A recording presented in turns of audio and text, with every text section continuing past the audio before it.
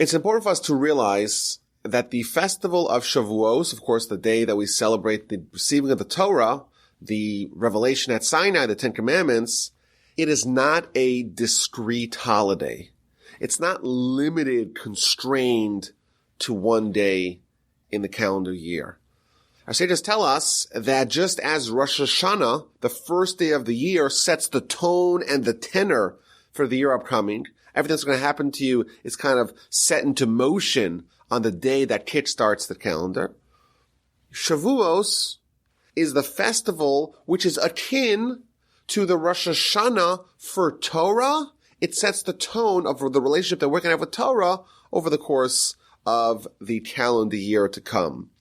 And therefore, it's important for us to realize that the festival, it's not just one day to celebrate, it's a day to absorb the inspiration and the lessons that we're going to take with us for the year ahead. And in that spirit, I wanted to share several thoughts regarding the Book of Ruth and the lessons that it contains, and to try to identify the takeaway messages for Shavuos and the year ahead. Now, some of the ideas we've discussed briefly in the past, and even the ideas that we've discussed in the past, we're going to try to infuse them with some new insight, new light. But we also prepared a whole new approach that covers the entire Book of Ruth that I think ties together the various themes of the festival and gives us a new perspective about Torah for the year to come.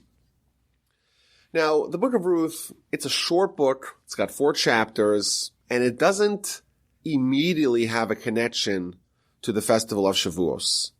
You know, it tells a story about a family, a wealthy family, lives in Bethlehem, a father, a mother, and 2 sons, and they decide to leave. There's a famine, and they want to leave. Our sages tell us that they were very rich, and there were too many people who needed their help, and they couldn't deal with it, and they said, you know what, we're out.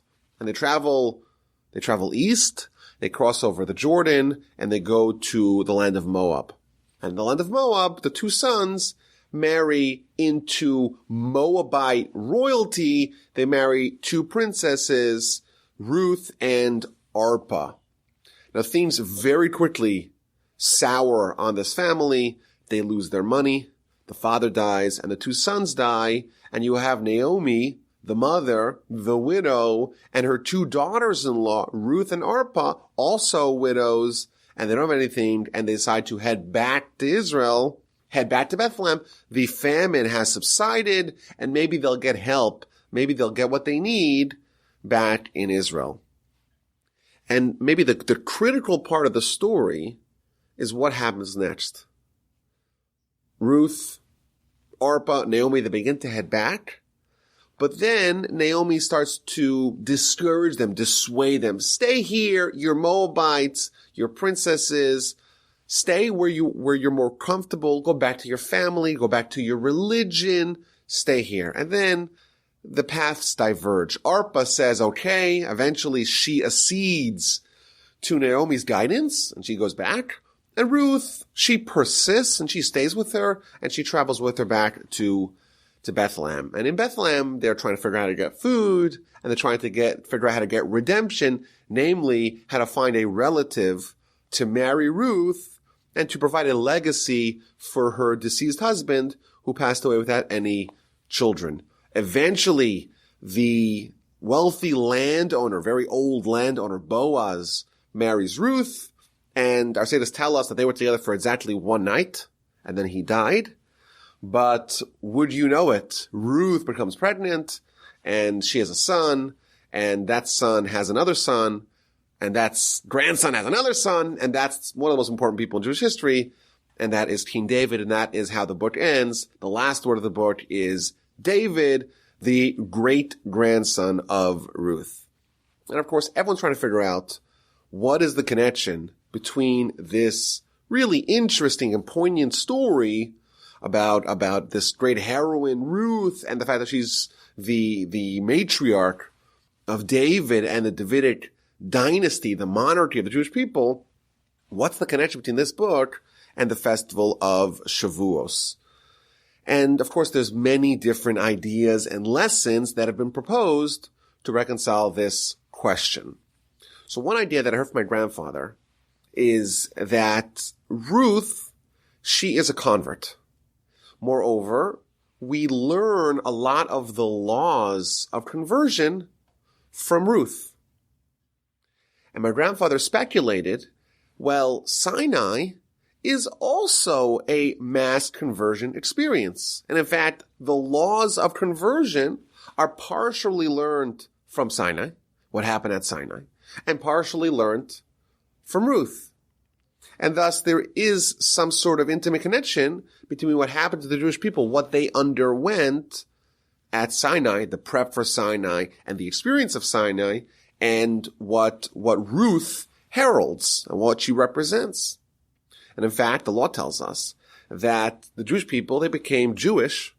They entered the covenant with three things. Number one, they had circumcision. Number two, they immersed in a mikvah. They immersed in a ritual bathwaters. And finally, they brought a sacrifice. And that is what happened to the Jewish people historically at Sinai. And the Rambam explains what happens when by the Exodus, they had the paschal offering, the ritual paschal offering, and at that time, if you were uncircumcised, you couldn't participate, so everyone's circumcised. A few months later, everyone bathed before Sinai, and that's the equivalent of going into the mikvah. And also at Sinai, there was a sacrifice that was done, and those three steps provided the processes, the procedure, the protocol for conversion. And similarly, tells us the Rambam, in the future, for generations, when someone wants to convert, they want to join, they too have to follow this three-pronged process, circumcision and immersion in the mikvah, and bring in a sacrifice. So there's a very deep insight, I think, that's being conveyed here. When someone converts, in effect, it's a reenactment of Sinai. There is this acceptance of Torah, and as a result, there's this eternal transformation. As a result, the Jewish people, they started off this story as a nation that's similar to all other nations. Yes, they have great forebearers, and yes, they have a bright destiny, but ultimately, they weren't Jewish yet. They weren't God's people. That relationship wasn't cemented. They had to undergo this process. And this process, the climax of this process, is Sinai. And then we're told this could be kind of put in a bottle. You could encapsulate this process, and it could be repeated in the future. And I think for us, the takeaway is, just as when someone converts, our sages tell us that a person who converts, they have a clean slate. They're like a child that was born. They're free of sin. They've been cleansed. They start anew. So too, we just kind of relived, or we are reliving our conversion every Shavuos, and so too we start the new year of Torah with a clean slate. So that's, I think, one idea that's been suggested to understand the very deep connection between what's happened to the Jewish people on Shavuos, the Sinai experience, and the story of Ruth and what she represents. That's one idea. A second idea, and again one that we've mentioned briefly in the past, is that Shavuos in Sinai, that was the time where the Jewish people accepted Torah. And by doing that, they opted for one way of living in lieu of a second way of living. They were idolaters, and they abandoned that. They were like the Egyptians, and they departed that, and they adopted a new way of life. They forfeited their previous identity, and they embraced a new identity. And here we see Ruth doing the same thing. She descended from royalty. And she had the easy option to stay home, to stay as a Moabite princess, and to stay where she was more comfortable. Yet what did she do? She forfeited it all for Torah. And thus she embodies the commitment that was done at Sinai. And in fact, the Rambam, again, when he talks about Torah study, he reiterates the point that it's not possible for someone to have both. you have to give up something. You have to forfeit something if you want to truly fulfill the mitzvah of Torah. And as he says it, to be crowned with the crown of Torah, you're going to need to forfeit something. And I think Ruth, she really is the paragon of that. She forfeited everything, her family, her comfort, her homeland. She gave it all up for Torah, for the Jewish people, for her faith. And thus, she teaches us how it's supposed to be done. And I want to maybe take this to a deeper level. It's really interesting. If you read the story, you find two sisters-in-law. According to the Medrash, they're actually sisters as well. They're two princesses. And they've spent 10 years with this Jewish family. Of course, their husbands have died. Their father-in-law has died. But obviously, they've been changed from this experience. And now the mother-in-law, Naomi, is going back to Israel. And both of them are inclined to join. It's an amazing thing. They're willing to give up their comfort, their royalty, for Torah, for the Jewish people. But what happens? This is described at the very beginning of the Book of Ruth. They start heading with her, and Naomi starts to push them away, to repel them. You did kindness with me. You did kindness with the deceased. The Almighty is going to repay you. Go back home. Go back home. They kiss. They have a very emotional parting. Go back home. So she starts deflecting them, pushing them away. And both of them insist on staying with her. No, we're coming with you. Both of them are committed to the cause. But again, Naomi pushes her away. Don't come with me. What do you expect? I'm going to have more kids now? I'm old. I'm not going to have any more kids. And even if I do have kids, how long is it going to take for my kids to grow up to be marriageable material for you? Well, why are you sticking with this old widow? What do you want from me? Can I possibly mother another son or two more sons for you to marry? It's not going to happen. Just go back to your family. Go back to your home. Go back to where you came from. And again, there's crying. And again, there are hugs and kisses. And Arpa says, shalom, ciao, I'm out. But Ruth, she persists. And again, Naomi tries to send her home. Look, your sister-in-law, she went back. She went back to her land, to her nation, to her gods. Follow her. And what does Ruth respond? Ruth says, don't mention it again. I'm not leaving. Wherever you go, I go. Wherever you sleep, I sleep. Your nation is my nation. Your God is my God. Where you die, I die. Where you're buried, I'm buried. Only death is going to separate us two. When she makes that statement, she's demonstrating that she is totally in. And there is nothing that you could do to change her mind. The only thing that will separate the two, Ruth declares, is death. That's it. We see something very fascinating and very powerful, I think. Two people are both insisting that they want it. They both want it. Arpa wants it. Ruth wants it. And you know what? Naomi tries to push them away. And they say, no, we want it. We're coming with you. But then she ups the ante. And she says, what are you going to get out of this? Just go back home. It's so much simpler like that. And what happens? Arpa yields. She gives in and she goes back home. And no matter how much Ruth is deflected, no matter how much Naomi tries to push her away, she says with such finality, with such determination, with such commitment, there's nothing you could possibly say or do. I am totally on board. Where else have we seen such commitment? I think that is the idea of Shavuos. The Almighty presents the Jewish people with Torah. And then Talmud tells us that he went to every other nation. And every other nation says, well, let's evaluate it. Every other nation says, let's look at the pros and the cons, and let's make an informed decision. And the Jewish people say, Na'aseh v'nishma. We are in 100%, even though it's illogical, even though it doesn't make sense, even though we don't know what's in it, we're in. The determination that kick-started Sinai is embodied with Ruth. And the reason why she's the great heroine is because she mustered up the tenacity, the courage, the fortitude to say, whatever comes, come what may, I'm in. I'm on board and nothing's going to change that. The only way to do it, you'll have to shoot me. You'll have to shoot me. The only way that you can get rid of me is if I'm dead. I had a very interesting thought. The Midrash tells us that Ruth lived a long time.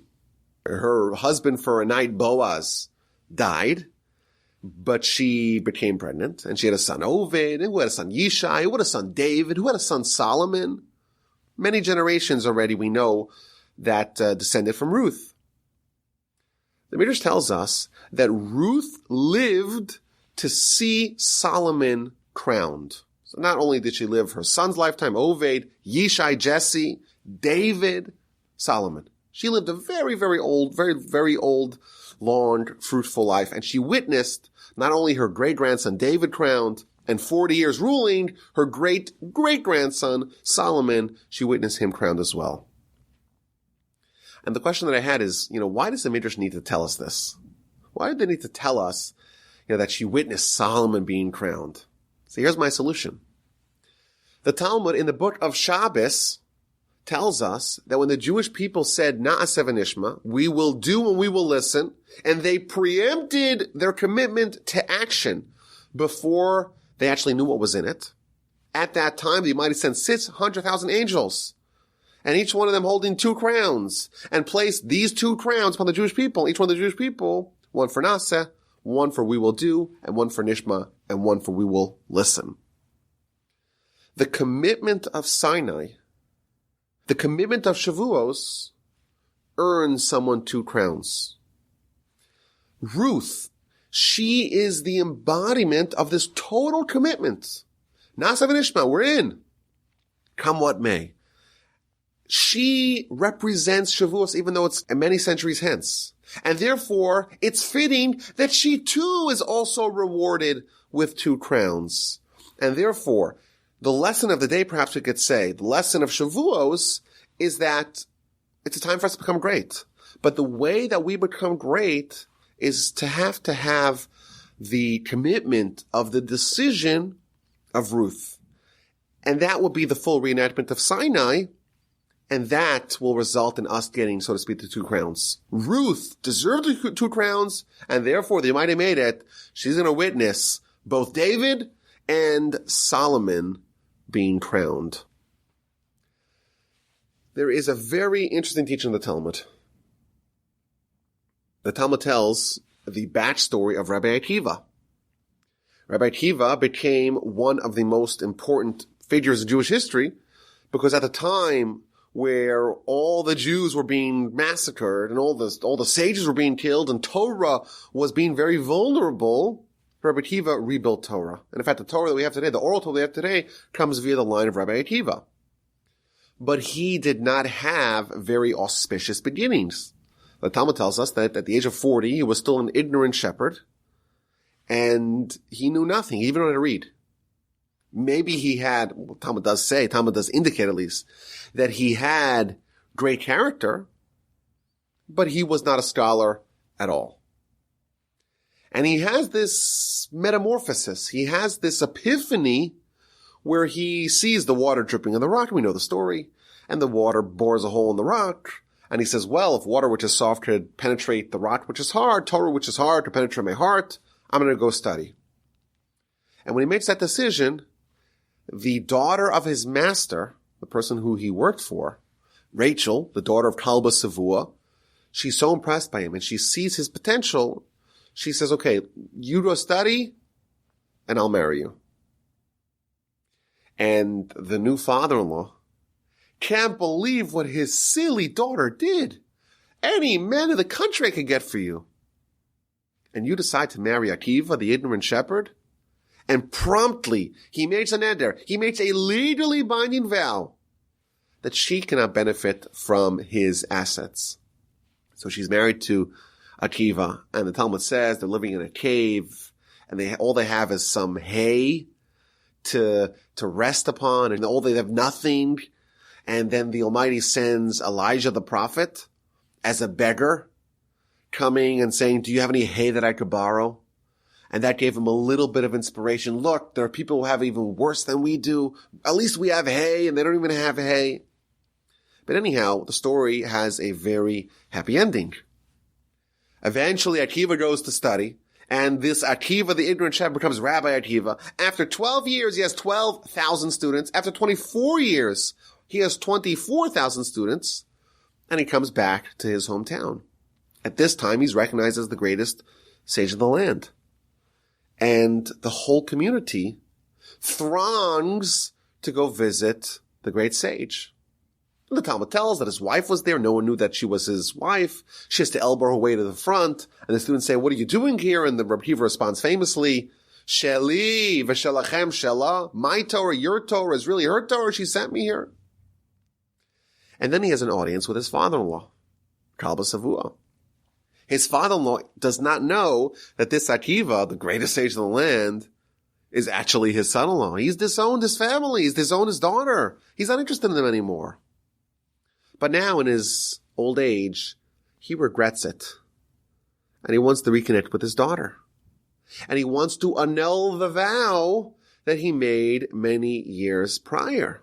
So what do you do when you want to annul a vow? So there is some halachic precedence for the fact that you go to the sage and you say, listen, I didn't know at the time what I would actually feel if I did the vow. I didn't know how bad I would feel to disown my daughter. Can I annul the vow? And Rabbi Akiva says, well, would you have made the vow if your new son-in-law that you despised, if you knew that he would go study Torah? So Kalba Savu, the father-in-law, responds, well, if I knew he would study even one Mishnah, even one law, I'd be okay with him. So he says to him, okay, nice to meet you. Shalom Aleichem. I'm your son-in-law. I know more than one Mishnah. And the vow was annulled. That's the Talmud. Now the Tosfos commentaries asks a profound question. They say that yes, there is this halachic carve-out to annul a vow. But the reason for the annulment of the vow cannot come subsequently. Meaning that you could only get rid of the vow provided you didn't realize how it would make you feel. But suppose something else happens that changes the calculus, and it happens post facto, well, that would not be grounds to annul the vow. And therefore, Rabbi Akiva, at the time of the vow, was not a great Torah scholar.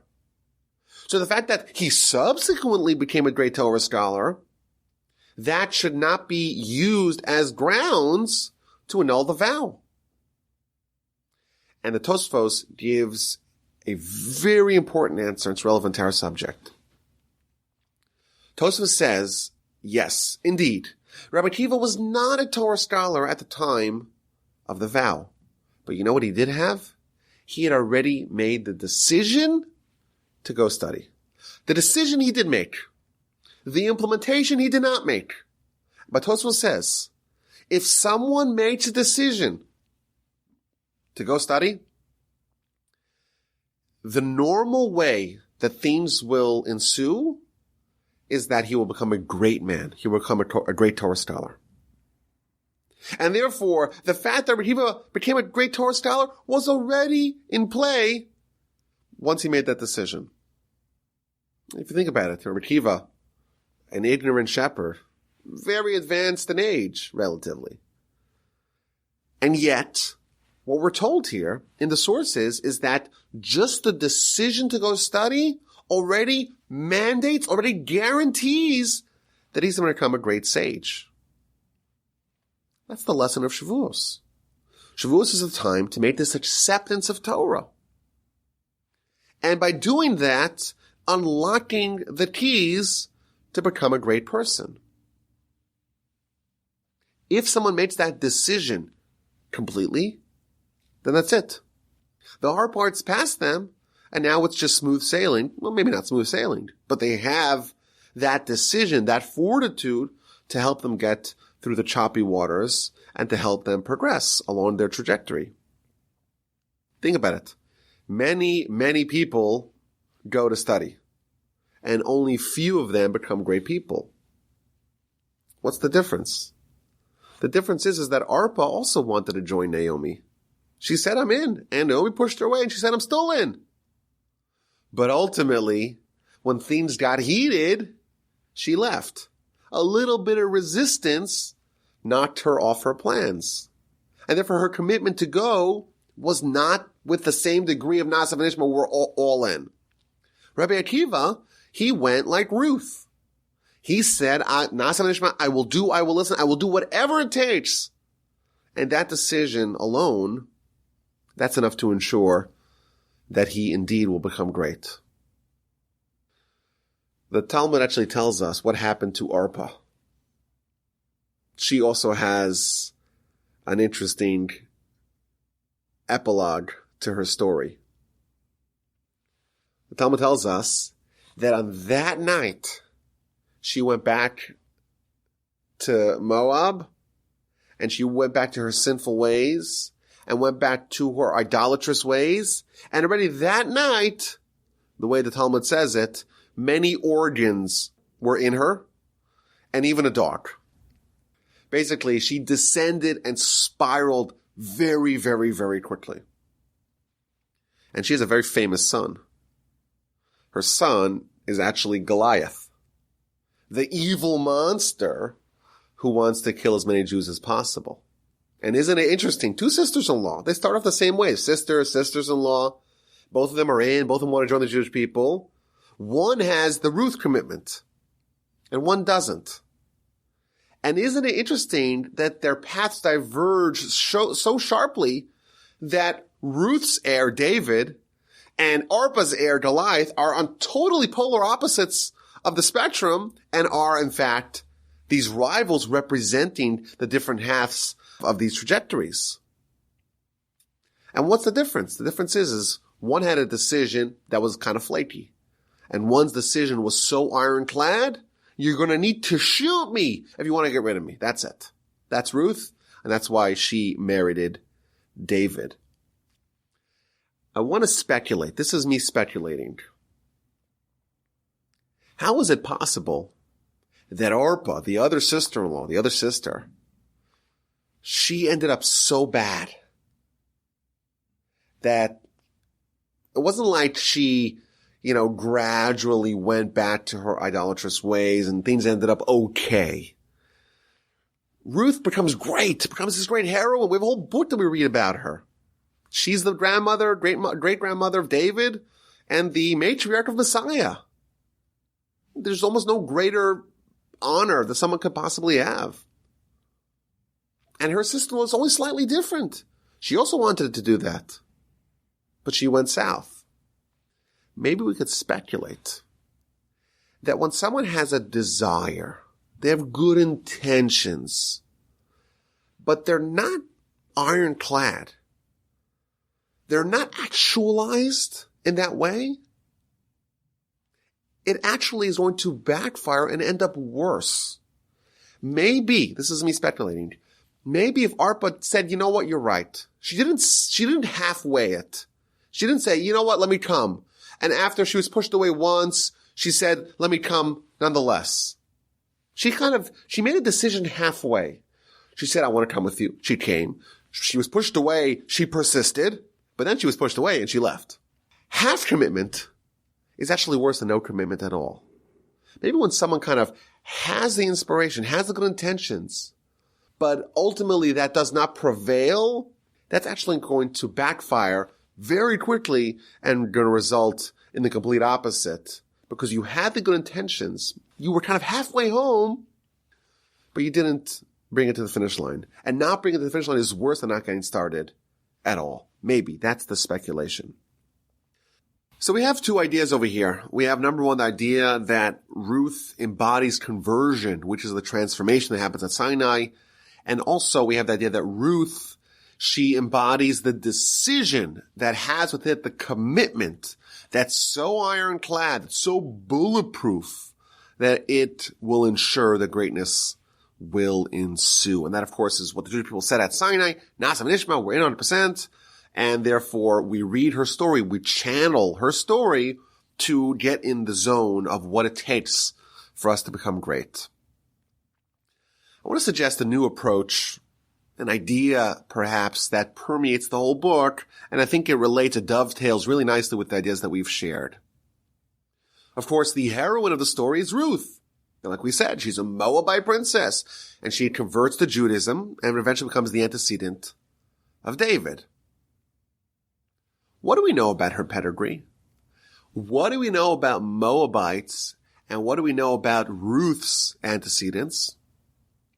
It's really interesting that the more we study about Ruth's background, the more we should be surprised by her character.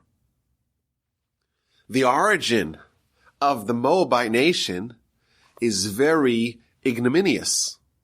In fact, it's told in chapter 19 of Genesis, after the Almighty turns over the cities of Sodom and Gomorrah, Lot is left with his 2 daughters. His wife was on the journey, but that ended up quite saltily for her. His married daughters, they remained in Sodom and Gomorrah, and he has just him and his daughters. And they're in a cave, and they're convinced that the world is over.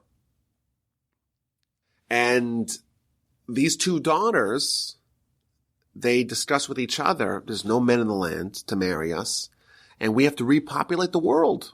And there's only one man, and it's Lot, our dad. So they ply him with alcohol, and the first night, the elder daughter sleeps with Lot, and the second night, the younger daughter sleeps with Lot, and both of those encounters result in conception. And the older daughter has a son, and she names him Moab, which means from my father, Av is father, Moab from my father. And the younger daughter has a son named Ammon, or Ben Ami, the son of my nation, which is kind of hinting that this is an internal job, and that is the forebearer of the nation of Ammon. So isn't it interesting? We have 2 nations that the Jewish people encounter. One of them is the nation of Moab that comes from Lot and his oldest daughter. And of course, Ruth comes from that nation.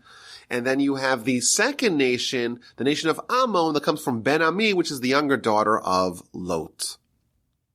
Now, when the Jewish people, as already a full-fledged nation, leaving Egypt, they have to encounter lots of different nations on their way to Israel. Of course, they have the war with Amalek. They have the war with Midian. And then they're told, okay, the 2 nations, Moab and Ammon, you don't make war with them. Why? So the Talmud tells us because, Moab, that's going to have a very important descendant. That is Ruth, of course, the great-grandmother of David and of Messiah.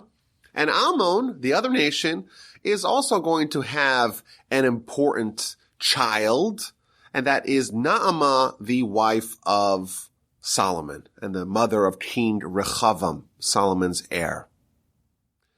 So isn't it interesting when you look at the shameful, the scandalous, the ignominious origins of this great heroine? You have Ruth, such an important figure in Jewish history, and yet she descends from such shameful origins. Moreover, our sages tell us that if you look at Lot's 2 daughters, you have the older daughter, and she names her son Moab, from my father. You think about the kid going to school. Why are you called Moab? What's he going to say? Well, my mother and my grandfather had a baby together, and therefore my mother decided it was a good idea to name me Moab from my father. It's a very crass, coarse name. Ben Ami, the other cousin, or I guess closer than that genealogically, the other one is called Ben Ami, the son of my nation, which is more ambiguous. So Talmud points out that there is a difference between kind of the sensitivity of these 2 sisters. The older sister is a little bit more coarse, a little bit more crass, a little bit more overt about what had happened. She wasn't embarrassed about it. Whereas the younger sister was a little bit more embarrassed, a little bit more sensitive, and she gave the name Ben Ami. And therefore, says the Talmud, when we are told that we have to avoid war with these two nations, the nation of Moab were told not to make war with them. The nation of Ammon were told not to harass them or oppress them in any way. And what you can imply from that is that in Moab, we're supposed to oppress. We're supposed to harass them a little bit, but not Ammon. And the difference is, what could possibly be the difference? Two belligerent nations. We're not supposed to make war with either one of them because of their important descendants, but one of them was supposed to harass. Here's the difference. Because one nation, the Moabite nation, is a much more crass, much more immodest nation, therefore we're supposed to harass them. Can't make war with them, harass them. But the other nation, a little bit more sensitive, don't make war and don't harass or oppress them at all. So isn't it interesting? We have Ruth that comes from this very immodest backstory. And not only that, two people came from that same kind of story, and she came from the one that was even more immodest, from the Moabites. And of course we know in the book of Numbers, the Moabite women are conscripted to go cause the Jewish people to sin. They seduce the Jewish people to sin, to sleep with them, and ultimately to do idolatry with them. So we have a nation that from its very origin is connected to immodesty. And not only that, it's the more immodest of the two immodest sisters. And not only that, we see how their nation's behaving. So this is a nation that really represents immodesty. And yet, Ruth is the paragon of modesty. In fact, in chapter 2 of the Book of Ruth, Boaz, the wealthy landowner, he sees all the poor people picking up the leftover crops, and he right away notices Ruth. And he asked his aides, who is that young maiden? And the Talmud says, wait a minute, Boaz is one of the heroes of the Jewish people. In fact, he's one of the judges, the actual titular heads of the Jewish nation. Is it appropriate for him to be looking at the girls and noticing them? What does it mean? What did he notice in Ruth? So the Talmud gives us the answer. He noticed that she had superlative wisdom and superlative modesty. And it describes that she would collect it in a different way. Everyone else was kind of running around, exposing themselves, as long as they grab as much grain as possible. And she's much more sensitive. She's much more dignified. She's much more noble. She's much more modest. And the Midrash adds, all the other women would lift their skirts and run around and exposing themselves. All the other women would flirt with the farmhands. And Ruth doesn't do any of that. So Ruth symbolizes modesty. And here's the question. How do we have this contradiction? We have Ruth, the paragon of modesty, emerging from the most immodest upbringing.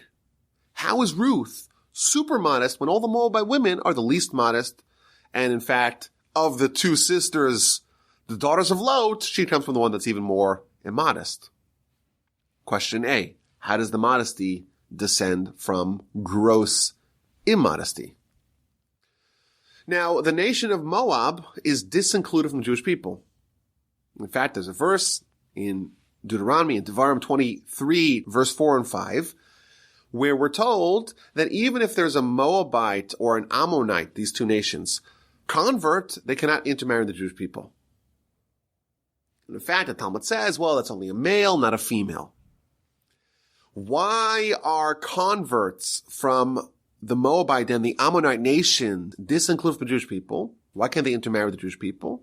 So the verse says, they did not preempt you with food and water when you left Egypt. When you left Egypt, you were weary, you were hungry. They should have come out with a plate of cookies and some milk. They should have given you some provisions, and they didn't do that. Not only that, they hired Bilam, the sorcerer, to come curse you and try to decimate you. And the commentaries point out, it wasn't just that they didn't have kindness. They had anti-kindness. They didn't have even reciprocal kindness. Think about it. Who saved Lot, the great-great-grandfather of Ammon and Moab? It was Abraham. At the very least, when someone does for you a great favor, you can reciprocate. And not only don't they reciprocate, they try to deliberately imperil the Jewish nation. Kindness is the hallmark of the Jewish people. The Talmud even says, if you see someone that's not kind, or merciful, or bashful, you know for sure they're not a descendant of Abraham, Isaac, and Jacob. Our nation, baked into our spiritual DNA, are these characteristics. And therefore, the nation of Ammon, the nation of Moab, these have characteristics of anti-kindness, and therefore they are unwelcome from integrating into our nation. So what kind of nation does Ruth come from? Not only it's a very immodest nation, it's a very unkind, even anti-kind nation. Yet Ruth is the paragon of kindness. In fact, the Midrash asked the question, why do we read the Book of Ruth? There's no laws in it, not laws of purity and impurity, not laws of what's permitted, what's prohibited. Why was this book even written? And the Talmud tells us, because this is a book about kindness. And it teaches you how to do kindness, and it teaches you the reward for kindness. And parenthetically, it's been suggested that the Torah is really about kindness. And therefore, it's appropriate to read the book about kindness, namely the Book of Ruth, on the day that we receive the Torah, which is in general about kindness. What kindness did Ruth do? So there's a whole list. Of course, the sages talk about a whole list of things that she did. So first of all, even though their husbands had died, they took care of burying them, taking care of them, preparing their shrouds for them. Moreover, they were owed a dowry. They were owed a severance payment with the death of their spouses, and they could have demanded it from the estate, from Naomi, but they forgave it. And this is, by the way, both of them, both Ruth and Orpah. Moreover, she did kindness with her deceased husband. She tried to build a legacy for him. She could have gone for younger men. She went for Boaz, the relative of her deceased husband, Machlon. She did kindness with her mother-in-law. She is gleaning from the field to try to provide for her elderly mother-in-law. So our sages tell us that Ruth, and the Book of Ruth, and of course the persona of Ruth, is all about kindness. The whole book and her whole story is exuding kindness. Yet what nation does she come from? She comes from a nation that not only does not have kindness, they have anti-kindness.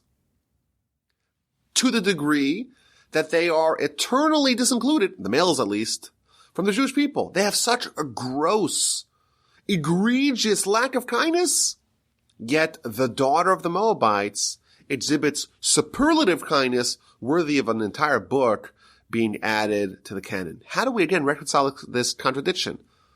Modesty from immodesty, kindness from anti-kindness. And again, Ruth is always bucking the trend. The Moabite nation, that's a nation of idolaters. And Ruth, of course, is willing to forfeit all for true faith. She's again behaving in the polar opposite way than what you would expect. Moreover, Ruth, we said she's a princess.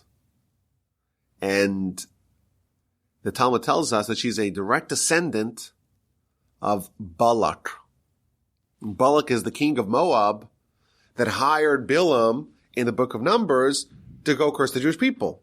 Talmud tells us that Ruth is the granddaughter of Eglon, who is the son of Balak, the king of Moab. So it's kind of ironic.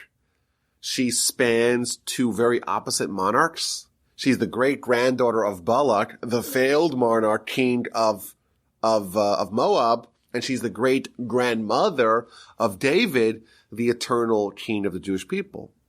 But again, we see that she comes from very poor stock, and yet someone so righteous, so pure, so holy emerges from someone so evil and so corrupt.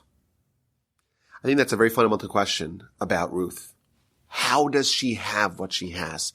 How does she exhibit the great characteristics that she has? So I want to suggest an idea Maybe it's the central theme of Ruth's story, and maybe it would explain the total metamorphosis, the total transformation that she undergoes, and maybe also might explain its connection to Shavuos, to Sinai, and to Torah. Our sages tell us that even though her antecedents, we spoke about Lot's daughters, the Moabite nation in general, Balak, all of her antecedents are all corrupt. Yet our sages tell us there was a kernel of righteousness and holiness and kindness and modesty in each one of them. So let's start with Lot, the great-great-great-granddaddy of Moab. Lot, we're told, had an association with Abraham. In fact, when Abraham is trying to quell the dispute between his shepherds and Lot's shepherds, he approaches Lot and tells him, there shouldn't be a battle between us. After all, we're brothers. And they were, of course, related. But Rashi there tells us that they had a similar visage. What this means is that there's some overlap, there's some similarity between Abraham, one of the greatest people that have ever lived, and Lot, not that great of a character. Abraham, of course, represents kindness, and Lot, to a certain degree, also had some kindness.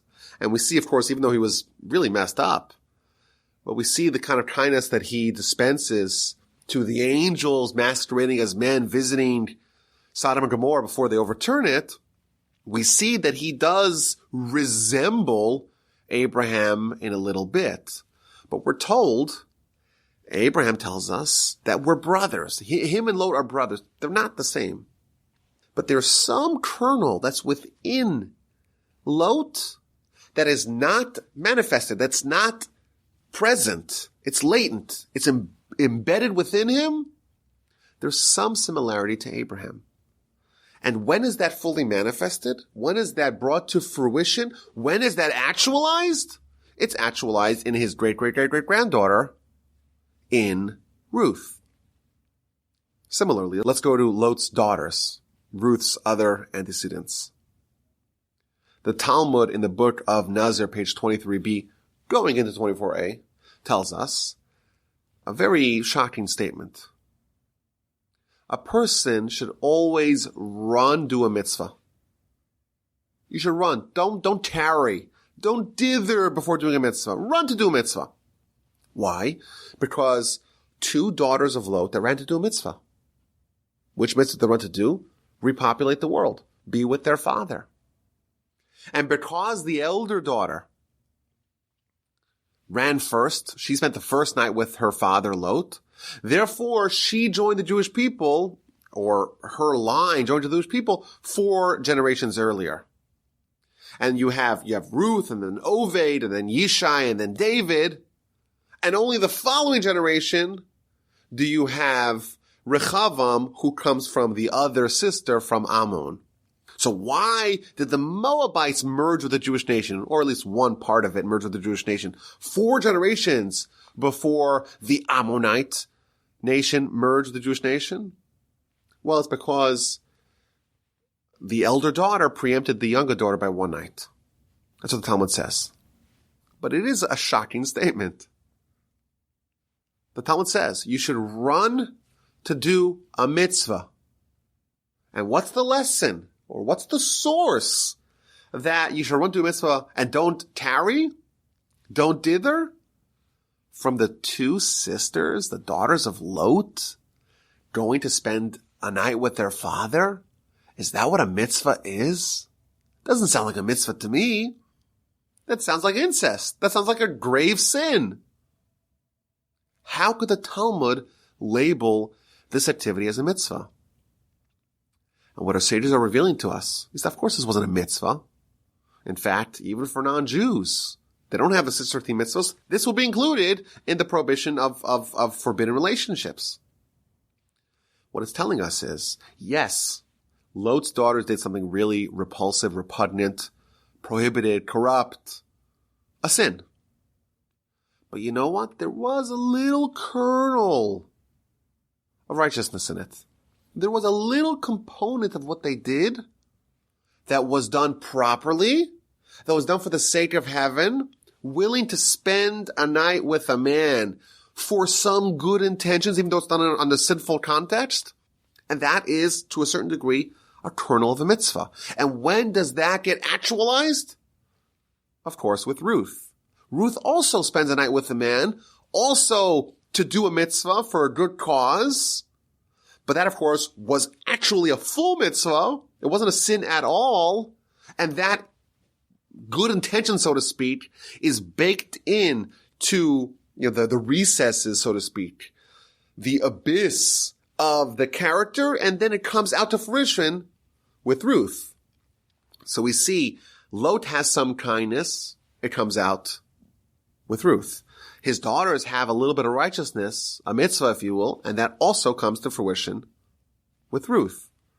What about Balak? Balak is maybe one of the worst villains of all time. Is there anything redeeming about him? The Talmud tells us that yes. And again, this is another shocking statement from the same page of Talmud in the book of Nazir 23b. Rabbi Yehuda says in the name of Rav, a person should always do a mitzvah and study Torah, even if it's not with pure motivations. Why? Because when you do some things with imperfect motivations, eventually it will lead to doing something with good motivations. And what is the source? What is the example of someone who did something with bad motivations, but it ended up okay? That is learned from Balak. Why? What did he try to do? He tried to do a mitzvah. What mitzvah did he do? Well, he brought 42 sacrifices. When did he bring 42 sacrifices? When he's hiring Bilam to go curse the Jewish people.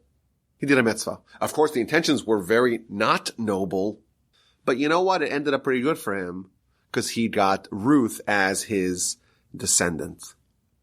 It's an amazing idea here. Cursing the Jewish people. Attempted genocide.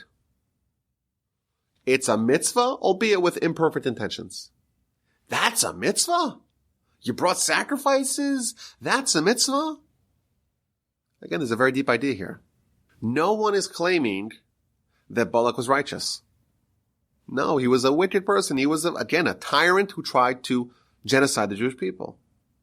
But you know what? His evil, he did with a mitzvah.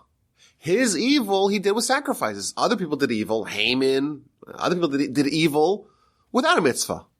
And he did it with a mitzvah. There was some slight scintilla of a kernel of righteousness that existed within him. That again is latent, is hidden, and is actualized, is brought to the forefront, is manifested with Ruth. Of course, this is a very powerful lesson for us. If that's considered a mitzvah, looks like we're in good shape, trying to curse the Jewish people, you did sacrifices. If that's a mitzvah, and that will eventually yield something really good, well then, looks like, of course, if we do an actual mitzvah, and maybe our intentions aren't so noble, but you know what? It's incredibly good because eventually it will yield something perfect.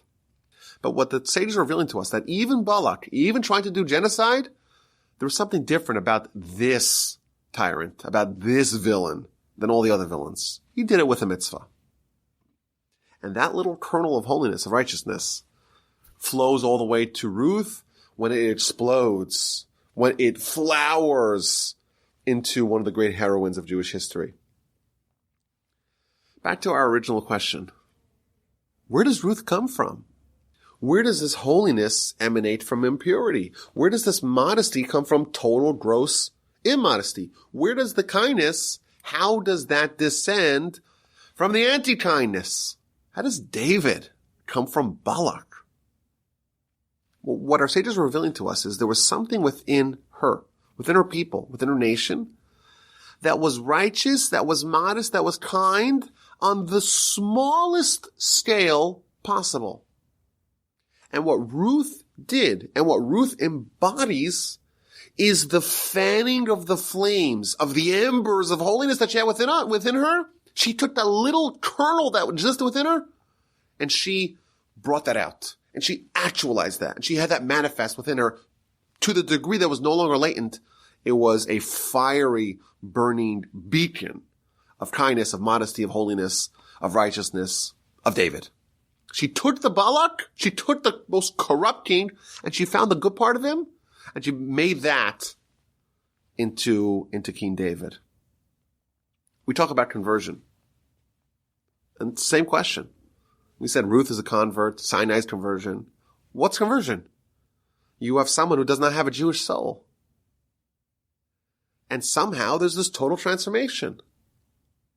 We talk about Messiah. We talk about King David. King David, of course, is the standard for Messiah. What's Messiah? Taking the world, the corrupt world that we have today, and making it all righteous? How does that happen? It happens the way Ruth happens. Everything has some flicker of holiness in it. And Ruth teaches us how to take the latent flicker, it could be the tiniest flicker of holiness, take that little spark and convert that and fan that into being a great fiery beacon. And maybe this kind of wraps together or connects, unites the various ideas. It says conversion is about Sinai, conversion is about Ruth, and that's maybe the lesson. We talked about Nasav and Ishma, we will listen, the decision. Maybe what it's revealing to us is the total transformation of Ruth. How she was able to actualize the small flickers of holiness that she had within her. That was because she made the courageous decision. The Nasav and Ishma, we will listen. That is what converted the flicker into a beacon. Rabbi Akiva, I say this, tell us. You go study, that's it. You become great. But wait a minute.